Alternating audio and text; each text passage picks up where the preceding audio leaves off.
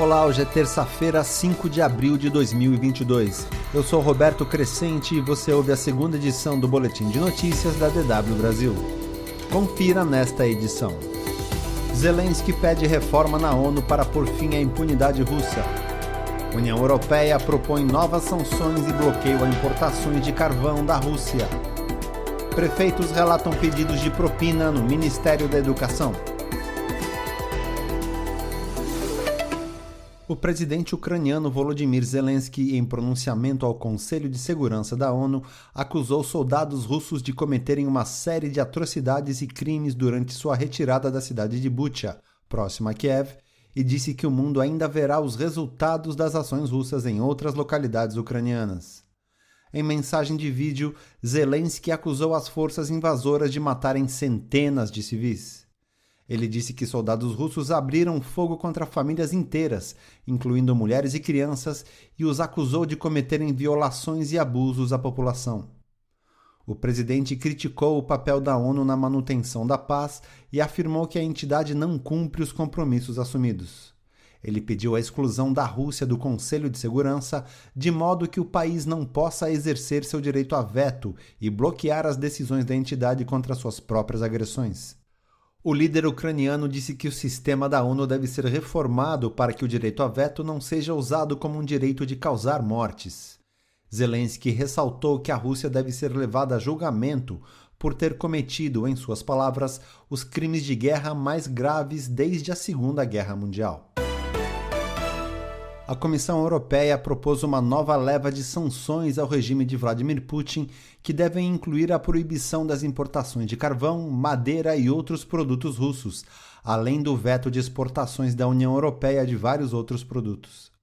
A expectativa é que as novas medidas afetem trocas comerciais no valor de 20 bilhões de euros.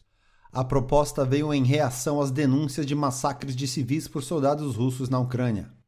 Se aprovadas, estas serão as primeiras medidas a atingir o lucrativo setor de energia da Rússia desde o início de sua invasão à Ucrânia. A proposta inclui a proibição das importações de carvão, madeira, cimento, bebidas alcoólicas e frutos do mar, no valor de 9,5 bilhões de euros por ano. Somente a proibição das importações de carvão acarretaria prejuízos de 4 bilhões de euros por ano a Moscou. A União Europeia já prepara sanções adicionais, inclusive sobre a importação de petróleo russo. Bruxelas propõe ainda uma proibição das exportações para a Rússia no valor de 10 bilhões de euros por ano, incluindo de semicondutores de alta tecnologia, computadores de quantum e outros equipamentos. Navios e caminhões russos poderão ter acesso bloqueado aos países europeus, gerando novos prejuízos a Moscou. O Tribunal Penal Internacional em Haia, na Holanda, deu início ao primeiro julgamento por atrocidades cometidas na região de Darfur, no Sudão, no começo do século. Ali Kushaib, ex-líder da milícia Janjaweed, uma força auxiliar do governo sudanês, é acusado de 31 crimes de guerra e contra a humanidade, como assassinato, tortura, estupro, perseguição e ataques a civis entre agosto de 2003 e abril de 2004. Hoje, com 72 anos, ele se declarou inocente de todas as acusações. O conflito em Darfur eclodiu quando rebeldes de minorias étnicas locais iniciaram uma insurgência em 2003 contra a opressão do governo central em Khartoum, dominado por árabes. O então presidente Omar al-Bashir respondeu com bombardeios aéreos e ataques das milícias Janjaweed, acusadas de assassinatos em massa e estupros. Estima-se que até 300 mil pessoas tenham sido mortas e 2,7 milhões expulsas de suas casas em Darfur ao longo dos anos, segundo a ONU. Prefeitos de cidades em diferentes regiões do Brasil confirmaram indícios de tráfico de influência na distribuição de verbas do Fundo Nacional de Desenvolvimento da Educação sob a gestão de Milton Ribeiro no Ministério da Educação. A Comissão de Educação, Cultura e Esporte do Senado ouviu prefeitos que apontaram as irregularidades nas negociações para a distribuição dos recursos. Eles confirmaram uma reunião na casa do ex-ministro, a participação de pastores na intermediação das verbas e até um pedido de propina em ouro.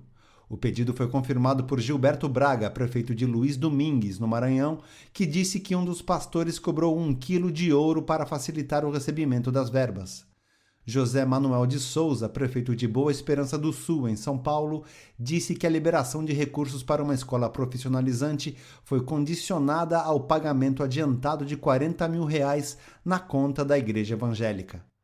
Dos 5 prefeitos ouvidos pelos senadores, 3 relataram pedidos de propina feito pelos 2 pastores. A crise se agravou após a divulgação de um áudio pelo jornal Folha de São Paulo, no qual Ribeiro afirma que prioriza amigos e indicações dos pastores a pedido do presidente Jair Bolsonaro. Ribeiro acabou sendo exonerado numa tentativa de minimizar os danos ao governo. Mais notícias confira no nosso site dw.com/Brasil.